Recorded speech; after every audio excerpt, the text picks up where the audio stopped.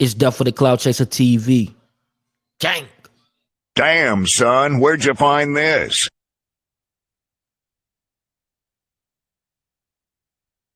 You are lighter.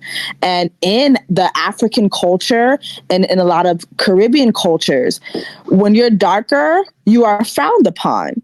Right. So then you come here and then like you hear like it's really a featureism thing. It's your skin color, and then it's like, damn, it's like you're always being called ugly, and then it's you're dark, ugly, and aggressive. Like it just becomes it takes on a whole other life. Yeah. So you know, I don't want to discount how real that is as an issue, not just for you but for other people, by defending what my intent was. My intent, see, where I first got hit was I didn't watch the season of Basketball Wives before I interviewed Evelyn. I knew Evelyn. So when Evelyn came in, I was like, I know Evelyn ain't a colorist, blah, blah, blah, without having watched the show. So they drugged the fuck out of me for perceivably defending Evelyn without having done my research. So I will own that. I didn't watch the season. I don't watch Basketball Wives. I'm not in basketball and I don't have a wife. So it's just not something I'm into. But I did go back after having watched the show, but like, okay, I can see where this narrative is being described because of real life shit that Black women are going through. And it took my co-host Blue to help me see that while you may understand Evelyn and know Evelyn, and you may think that OG's not pretty to you, when you put all that together, it's easy to conflate to colorism. And so I had to take a step out of the emotion of defending my intent to like understand the bigger conversation. But again, evolving, growing, learning how to be deeper connected to my audience. I was like, okay, I have to start thinking with them, not thinking for them, but thinking with them and still maintaining my own opinion, but being very clear of, what my intent is behind the conversation. And sometimes people still aren't going to get it. People are still going to have their opinions and whatever. I do have a question, right? Because sure. I was looking at what you had said about Karen, like hacking into your Instagram account, or allegedly. I don't know how that works, right? Well, it's not allegedly, but that's the thing. See, now you're trying to control the narrative when you heard her say she did it. So now we're going to change it up. Hold on, wait, Jason. I was not there, right? Okay. I was there for the full story, so I didn't hear that part. I'm just going by what she said in my room, and based off of, so if you said, like, I can only say alleged because I wasn't there, and I didn't hear no recordings, I didn't hear anything. So I also want to say, like, alleged, right? But like then, like, I got sent some information that you bragged about getting Ra Ali's account suspended. So I'm just like, I'm confused or taken down. Like, sure. Yeah, not a problem. I can explain that. I want to explain the Megan Stallion thing too, because that's an interesting one. Okay, so Ra Ali's Instagram. So Ra Ali's on-site Instagram got verified. I'm a partner at Instagram and Facebook. I have a media portal and I work with their team on helping people get verified who should be verified, and then challenging verifications when I feel like there's a questionable verification. There were stories repeatedly being written on that site that were not credible. They were make-believe. They were not true. Allegedly, I'll throw it out there for legal purposes. And so I questioned the verification. My understanding was the verification and the page was removed. I didn't ask for the page removed. I questioned the verification. I don't know why they removed the page. I didn't request that the page be removed. None of that. I just questioned the verification. Ra Ali then changed the site from the page that went down to her personal page. Now, terms and conditions are out there in every social media platform. When you sign up for them, none of us read them, but they're there. If you have an Instagram page for your business, if your business is called Honeyphone and Honeyphone gets deleted, guess what? You can't create another Honeyphone Instagram. That's a violation of the terms and conditions, right? So when she moved the on-site to Ra Ali, they saw that. And I said, wait a minute. I thought you guys took on-site down. I didn't know she moved it to her personal page because I don't follow her anymore. Wait, hold on, Jason, just to clarify. So What happened was the on-site Instagram that you questioned the verification. Correct. Didn't request the page to go down, but you requested the verification. But instead, the verification and the page came down. And what Ra Ali did was change her personal verified Instagram to on site. Is that what happened? Correct. And then that violated the terms and conditions of Instagram. So that became an issue between them and Instagram. Whatever reason happened, I think they fixed it or somehow she got her page back. Or so I don't know. I think she got her page back or whatever. But that was that. So in a rant on my show about all the other shit that I was addressing, because that's what I do if you watch any of my shows, I rant. I threw that out there. Now, why I threw it out there? All those shoes will drop when they drop, because a lot of what I do is I do gaslight people with my content if I want them to do something in response so I can throw another story out. That's just been my strategy from the beginning. So sometimes I do gaslight with my stories and my reporting, and I know that it gets the internet talking, but that is what I do. That I get the internet talking. So with that situation, I would say, it's always been this thing where, let me go back to where the whole question came about. So I get a story that Ra Ali allegedly has a side nigga who was putting her on blast for cheating on her husband. So when he reached out when somebody told me about that, I reached out to him because she had got his Instagram taken down when he was trying to out her affair with him. So I said to him, I'm gonna get your Instagram back. But if I get your Instagram back, you got to give me an interview. He says, deal. Boom. I get his Instagram back. And that's when I started looking into her shit. And I saw that the on-site page was verified. And I asked the question, like, wait, how did this page get verified? Because you got these stories that aren't true. Then you got this hacking done over here. And that's when the people started paying attention to what was happening on her account. So that was how that went down. I don't know what else to talk about that, because that was just like, it is what it is situation. Now, yeah, she's a Black woman. Okay. Well, can we just say that maybe Karen Civil was like gaslighting too? Because yeah, maybe she was. But the difference is I didn't pay a 17-year-old hopeful kid in the hood with promises that I would help him make it out of his situation and giving him half the money to go and hack it. I followed the rules that we all have to apply, that we have to use when we use these social media apps. It's not my fault you don't know the rules. We played the same game, but I play by the rules. You are not playing by the rules.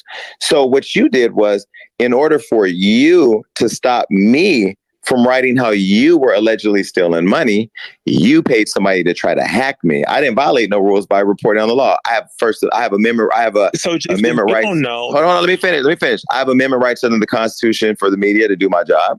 I'm protected by certain statutes to do my job. All of my information and what I use is fair use. So if somebody doesn't like a story about them, you can't illegally take the platform down. You have to follow the rules. That's why I'm back online. You know what I mean? So it's a difference, but nobody's going to hold her accountable. We're just going to keep making excuses for her, and we're going to keep moving, right? No, not at all. I just kind of want to say, so you don't know that, like, when you question verification, that puts the account in jeopardy? You didn't know that? Okay, so there's 100 media portals, or 1,000 or 100. I can't remember the number. I think it's 1,000, maybe 1,000 in the whole world of people who have access to work with Instagram for these purposes. I have one of those. That's a unique responsibility that a lot of people don't have. And the reason why I'm trusted with that is because when I went through my process of restoring my page the legal way, I then built a relationship and trust with Facebook and Instagram so I can help people in the culture to get verified and to get their pages fixed and protected when they have people illegally do what she did to me. So the difference between you going in saying, hey, Instagram, blah, blah, blah, that's not your job. As a partner at Facebook and Instagram who's helping people in the culture, that is my responsibility. So whether you agree with it or not, it doesn't matter, because that's what it is. So I'm just explaining it to you, not that I have to, but just so you have a better understanding. Can I talk about Megan Thee Stallion real quick? Because I really want to talk about that one. Go ahead, Jason.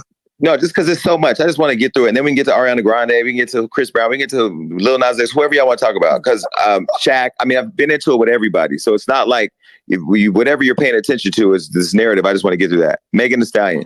I'm backstage at the VMAs. I see Megan Thee Stallion. Megan had just did a song with Nikki. Soon as I walk in the room, the door opens. She gags like she thinks that I'm mad at. She thinks I don't like her. I walked up to her. I said, I love you. I think you're talented. I'm a fan. She said, oh, I thought you didn't like me. I said, why would I not like you? I don't know you. I was with Bobby Lights. She was sitting next to Tommy from Love and Hip Hop. I said, why would I not like you? I don't know you. She was like, because I did the song. I said, listen. She was like, you're friends with Cardi. I said, look, I don't give a fuck about what they got going on. That's between them. I FaceTime Cardi, put them on the phone together. She walks away. Her and Cardi talk. They clear up whatever they thought maybe there was some things going on. They talked. Boom. I put them in a text message together, connected them. Later, they went on to do WAP. Great. Amazing. Cool. My issue with Megan the issues that I still have, even though she just shouted us out and we've, whatever, things seem to be cool or getting better, was I had been on a whole campaign about how white media doesn't respect black journalists. I've been on a whole campaign about how white companies don't support black media on the red carpet. And then right when she hit that, her album dropped and it wasn't, her sales weren't good. I said, I reached out to her, I texted her, I said, hey, Meg, come over to Hollywood Unlocked. Let's talk. Let's help promote your shit. Like, I want to be, So she's, yeah, friend. She texts me, yeah, friend. We on the phone. Yeah, I'm coming. Yeah, we're going to do this. We're going to do this. Now, mind you, I just connected with Cardi. Mind you, just did WAP. So I'm thinking, shit, it makes sense. Okay. She didn't come on the show. The album does like 44,000 in sales first week. I make a joke out of it. And I said to her, the reason why your album flopped is because you was too busy cooking it up on the cover of Marie Claire for the white people instead of coming over here where the culture lives. You black celebrities need to stop making it and forgetting about the people that talked about you and put you on before you made it. And also, don't forget, when you thought Cardi didn't like you, I was the nigga that put you on the phone with her. So I had to remind her that, right? Everybody said, oh, look, he's attacking a black woman. Oh, Jason.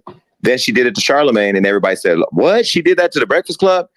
I've been waking it up. The same shit. It has nothing to do with her race. I talk about people in the culture who happen to be black. Most of the people that we talk about on Hollywood Unlocked, if you go and look, because they're the people with all the clout, are women. You ain't talking about no nigga, really, unless they're a superstar or they're dating a woman. That is our business. So it had nothing to do with her being a woman or being a black woman. It had all to do with her playing into the narrative that a lot of black celebrities forget about the cultural platforms when they perceivably make it. Okay, Jason, I bear witness to that, and I agree with you 100% because I'm also a journalist. I write for the source, and I go through the same exact thing. But here's what I've noticed to where I try not to take it personal because I have literally seen this at shows and been backstage and be waiting for my interview, and I would see literally black artists, white PR or white manager look walk at right by you. Go this way. Yeah. So do you have any impression that maybe Megan's management or PR kind of steered her away from doing the interview with you and the Breakfast Club? Do you think that's you know what? Thank you for asking it. Yes. But here's where you got to go back and you got to get on the celebrity though, because you hired that publicist. If I've ever had a publicist, I'm the fucking boss. You don't tell me what the fuck I do. Tiffany Haddish been on my show, 4 times, 5 times. She supports me online. Anything I want to do. She has a white publicist, but guess what? She believes in supporting black entrepreneurs. She believes in supporting black people. Same way Halle Berry stopped for that girl on the red carpet. There are people in the culture that believe in it, and there are other people that allow these celebrities, that allow these people to just walk by. I'll give you another one. Lena Waithe. I love Lena. I just saw her the other day at Evan Ross's house for his birthday. Love her, respect her. I would never talk bad about her. She and I email all the time. Yo, come on the show. Come on. Oh yeah. So here my publicist. But then her publicist gets on. Nah, she can't do that show. Nope. That show's a little. Nope. You guys ask too many questions. No. And you know what? What do? Do I attack the publicist? Y'all don't know who her publicity firm is, but you know who she is. And if she keeps hearing it enough, she gonna tell her publicist, I don't want to hear it, or she'll just ignore it. But either way, that narrative will start to paint. And then when it happens to a Charlemagne, or when it happens to an Ebro, or when it happens to a Big Boy, or when it happens to somebody else of color, they call it out. You may not listen to me, and you may not believe in me, or may not want to hear what I'm saying, but you're gonna hear it enough times. You're gonna be like, wait a minute. Sort of like what's happening with Karen. It's happening repeatedly. Me and Joyner Lucas, who I don't even know, me and Meek Mill, all of us are colluding to take Karen down because she's a black woman. Come on, for real? Nah. I mean, with that, would you say that, especially because you were on Megan, that, you compared it to the situation with, Tiffany, your relationship with Tiffany Haddish, and then you mentioned Halle Berry, and those two are like seasoned celebrities. Like, Tiffany Haddish has been in the game for a long time. People don't know. And we all know Halle Berry, she's been in her prime time since the 90s. Megan just got here, technically. Right. So do you think it could be a case of inexperience and Megan just trying to really get her feet cemented into, her mainstream celebrity before she can have the leeway to say yes or no to a publicist? Well, let me ask you this question. Working for the Source, legendary hip hop platform. Do you not remember the first major celebrity that respected you on the carpet? I do. You don't You don't forget shit when you first start, just like you don't forget shit when you make it. It's a choice when they walk that carpet to say, hold on, I'm going to give you an example. When we got to, Tiffany took me to the Secret Life of Pets 2 premiere. She introduced me to that, the nigga who played Indiana Jones. I forgot his name. Him, all these major ass A-list celebrities. But you know what she did? Before she started the press line, you know how where do they put the black press? Always. Yeah. Where they put us? Where they put us at the end, right? Right behind Associated Press. You know what she did? She passed the entire press line, Entertainment Tonight. Tiffany, she passed the entire press line and started with the black reporters. She didn't have to say nothing. Her doing that sent a message to that whole production carpet, everything. So what I'm saying is, whether you A-list or you just started, your intentions when you hit that carpet, you have to know your intentions when you hit that carpet isn't just to get pressed. It's also to make sure that the people who got up, got dressed, got there, filled up their tank, got there, fought to get at the end for the little square, they deserve the same amount of time you're going to give Entertainment Tonight, because guess what? The source is going to talk about Meek Mill every single day, whereas Entertainment Tonight is going to only talk about him when he get arrested or when he's fighting a problem with a female or something. But they don't think like that. So you know what I do? I keep reminding them by talking shit about him. Keep talking shit about him, period. So I'm going to keep it in their face, and I'm not going to stop. That's an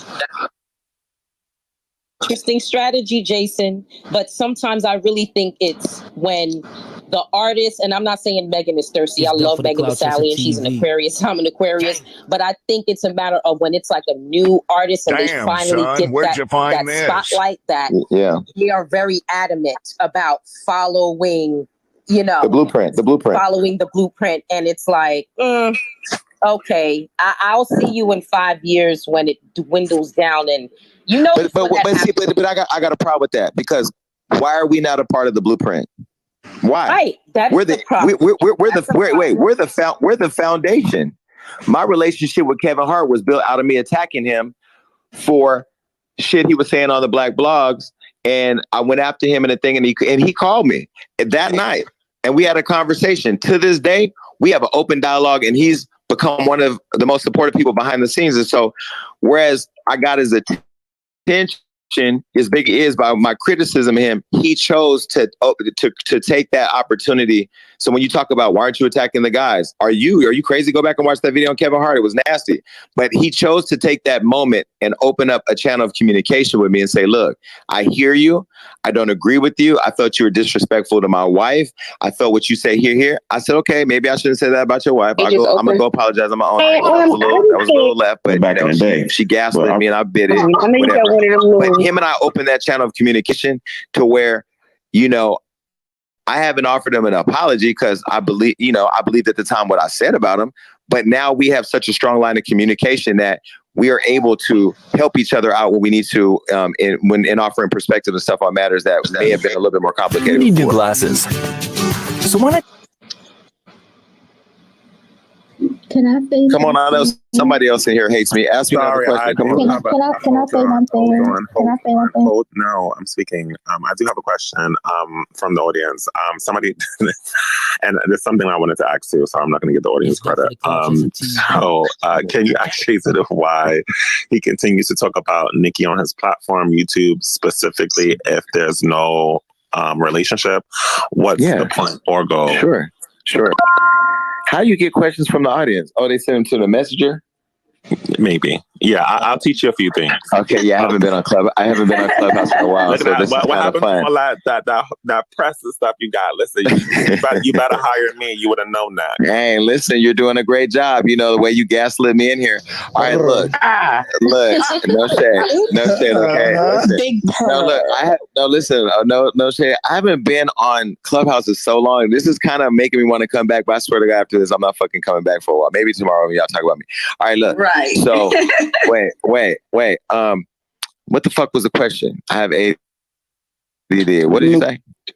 Oh, Nikki. Okay, let me tell you why. So when she didn't get a Grammy, when she didn't get nominated and Megan got all the nominations, I said, wow, y'all didn't even, Nikki has never gotten a Grammy. Are you talking about for all the music she's ever written? She's never got a Grammy. I said, let me say this, and I want to be very clear. Nicki Minaj deserves to have had a Grammy. she's fucking talented.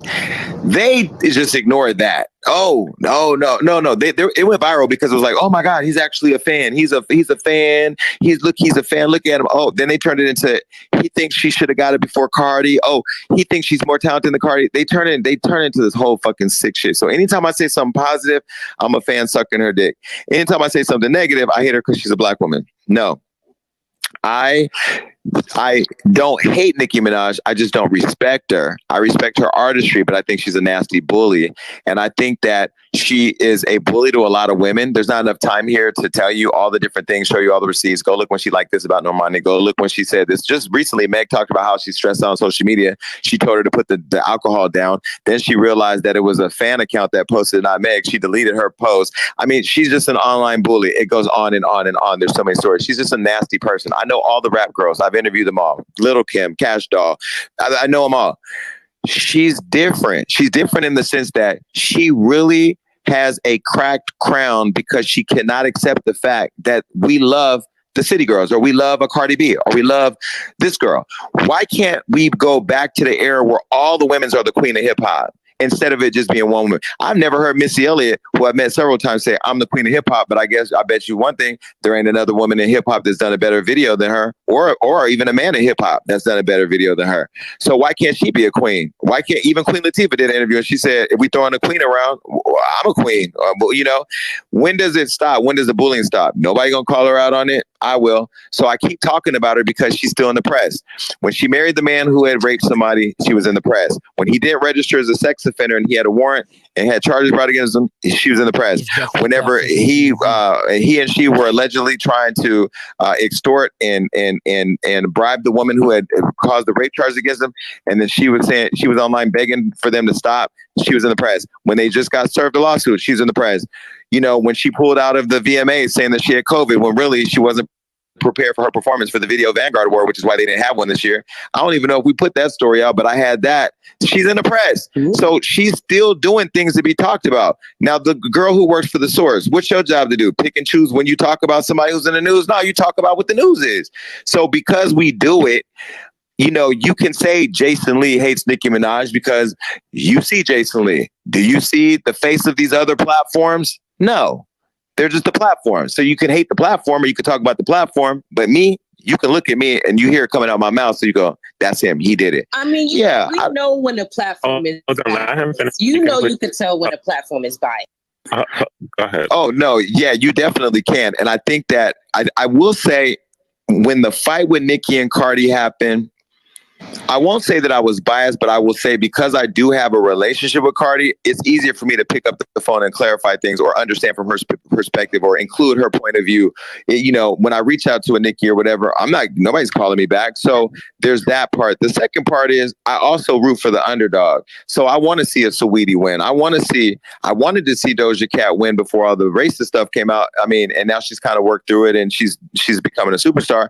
But yeah, I think that, you know, I want to see the underdog win. And there were a lot of things working against Cardi when she was balancing out the playing field. I think it was bigger than just a Cardi and Nicki thing. I think it was going back to seeing more women in hip hop. When you saw Cardi B rise to success, you started seeing doors open for Bia, City Girls, you know, all these different women who were now being given the space to step up and have their music not only compared to other women in hip hop, but also these niggas in hip hop. You ain't talking about Drake. You're saying Drake, Cardi B, Jay-Z, Nicki Minaj. They're now in a conversation where they are balancing out the playing field between men in hip hop and women of the same genre. The only difference is you don't hear all the men out there saying Nas is the king, Jay-Z is the king. You don't hear them saying that. You see them sipping their cognac, chilling on boats, vibing. You have an industry that pits women against each other and then turns to the blogs and saying you're the problem. No.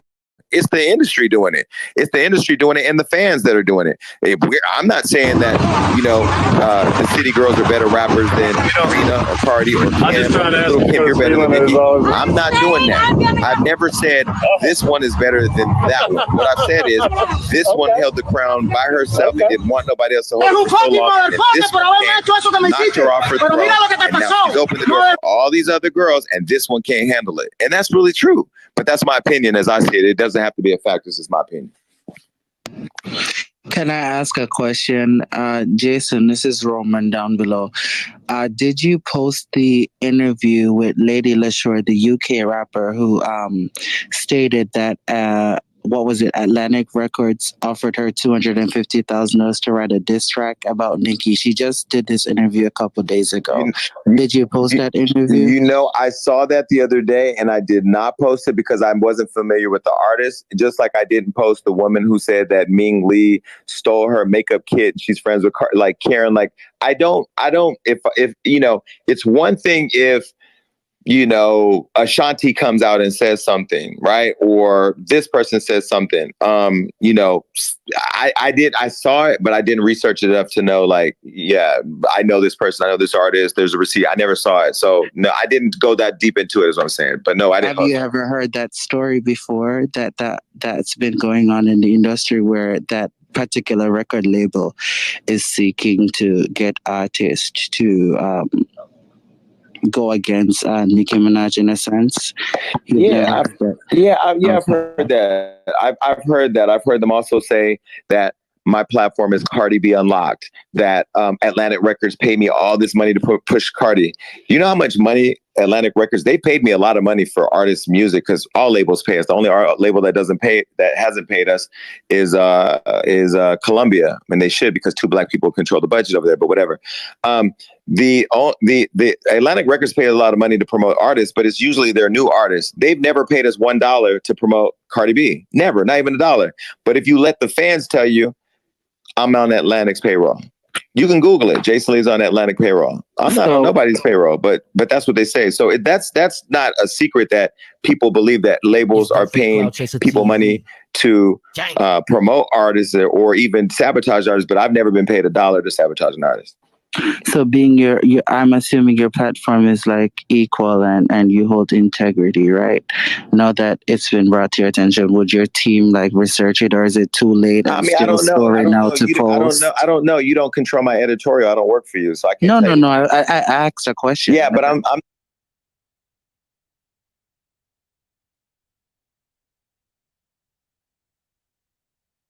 I'm not here to debate with you the integrity of my company. You're probably not even that familiar with it. So you'd have to do your research first. And if I decide I want to write a story, I will. And if I decide I don't, I don't. But it's not necessarily based on whether or not I have integrity. We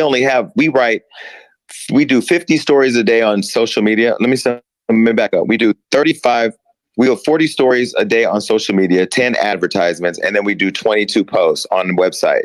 So when you have an inventory to fill, you don't fill it with every single story that's out there in the world, right? Especially on a day where you have the VMA recap, Nikki's husband getting served, Safari and Erica Mena are fighting for the 5th time this week, this person's the world news died, COVID this, we have 22 to 25 slots of stories that are going to go on that website every day. And we have 35 to 40 posts on Instagram.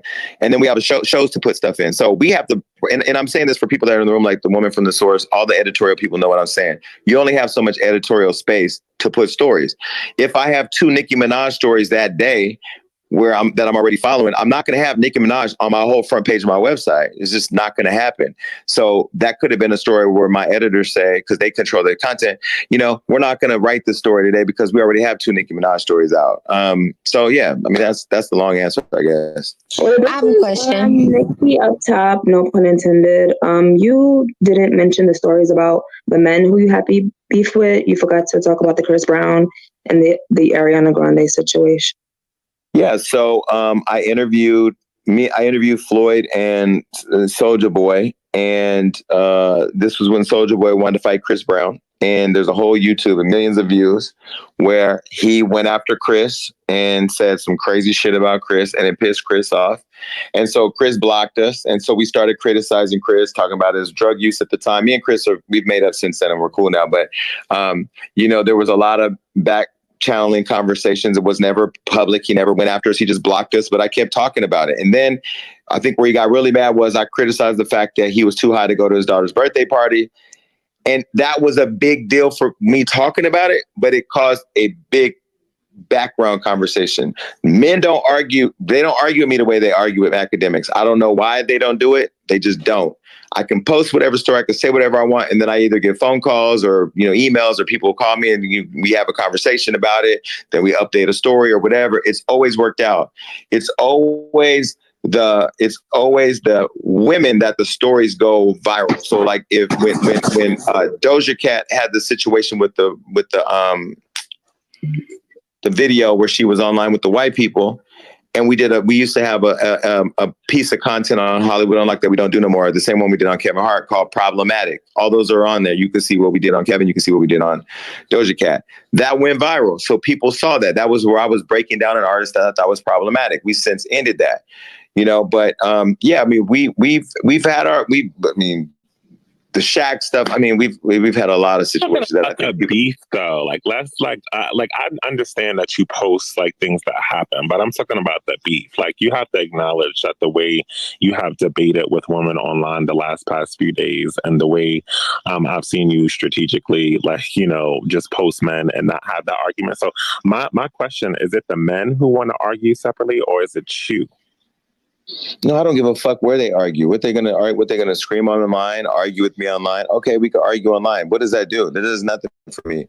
The last couple of days, who have I had a beef? Wait. The last couple of days, what argument have you heard me into with a woman? No, I'm just talking about your critiques with women. Let me. No. What you just said right now was... Well, let me take that back, right? Okay, no. Wait. Before you take it back, because sometimes conversations move so fast. I'm really listening to you, and I'm listening. I'm listening to everything everybody's saying, right? And I'm patiently answering. What you said was, and this is how people get gaslit when it comes to Jason Lee. We were watching how you've been arguing with women the last couple of days. I've not had one argument with one woman in the last couple of days. I logged in and told my story and logged out. So where was the argument? Because I publicly call people on their shit. It doesn't matter. Okay, so last night I DM Meek Mill. You know what I said to him? Meek, you see everything happening out here. You need to say something. Meek said, LOL, I'm just watching it. I ain't getting in that shit. And I said, you have to. Good night. I dropped the video in there, what I posted. Guess what he did? Meek Mill posted about it today.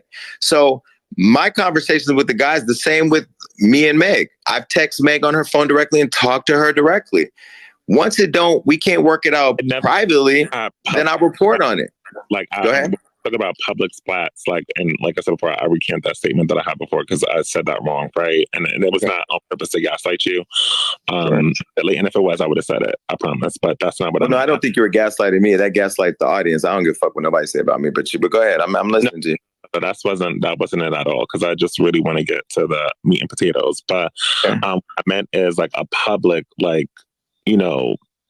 controversial that you and Cameron said, well, I've never seen you have that with a man. So I was just asking, ask them niggas. The stories are the same. The conversations are the same. The temperature's the same. They don't never respond like that. It's just never been that type of response. I don't know if it's because they know I got other shit on them and I'm gonna drop it. I don't know. I can't tell you.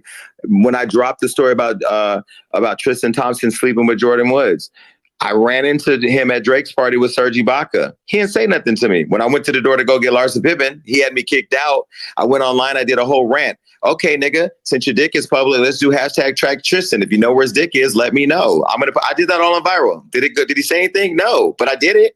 I can't tell you why. Go ask them niggas why they don't say nothing. I have 7 guns in my house. I have security, and I am not afraid. I'm a concealed weapons holder. I have a gun on me all the time. I don't give a fuck about nobody running up and saying shit. You're caught up in why niggas ain't saying nothing to me. I'm not caught up in that. The second part is when I had the whole who else did I have a public? I mean, I can keep going on and on. I mean, you're talking about 6 years of conversations and storytelling. People are not always happy with what I say, but you know what? I take pride in the fact that I come from a place of being fair, in my opinion, and being honest. When Boot Gang pulled a gun on me in the middle of an interview, go look at the video. I literally paid it like, nigga, put your gun away. Ain't nobody got time for that. Let's move on with the interview. You guys aren't paying attention. So don't blame me for not paying attention. I'm out here doing the work. Pay attention. Well, can I ask a question? Sure. What was the reason for you telling Cardi not to support Meg anymore? Who said I told Cardi not to support Meg? You said that in that interview you when you was on Fox Soul with Tamar, you said that you told Cardi to not support or post Meg anymore because you felt she was fake. Well, I can tell you what I've said. I've never said don't support her, and Cardi and I've never had the conversation about not supporting her. What I have said was, I felt like. Wait, no, hold on. I'm going to definitely respond to that. I'm going to respond to that because we got to be fair, is what everybody says, right? Okay. Don't do too much, Jason, please. No shade. I'm just saying. Okay. I met Angela Stanton's daughter, JB's, on a streaming site. 19-year-old, transgender, and trans women. And she educated me on trans movement. She was like, we can't say that anymore. So we stopped using tranny. Bam.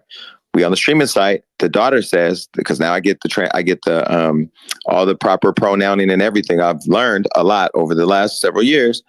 So we're talking to her daughter, me and Tamar. Long story short, I still invite her on the show. She comes on the show. To your point, like, I can appreciate that you as a straight Black woman, but also if you listen to even though Until Tonight was a word, was a thing, but I'm not saying it isn't, it just is. I have to go research it.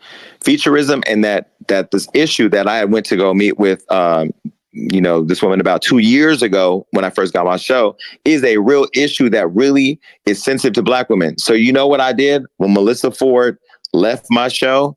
I replaced her with Blue. And I feel like Blue is a big advocate for Black women, for the Black community. She's pansexual. She is very much intensely involved in the colorism conversation debates. I thought she was a great replacement for Melissa.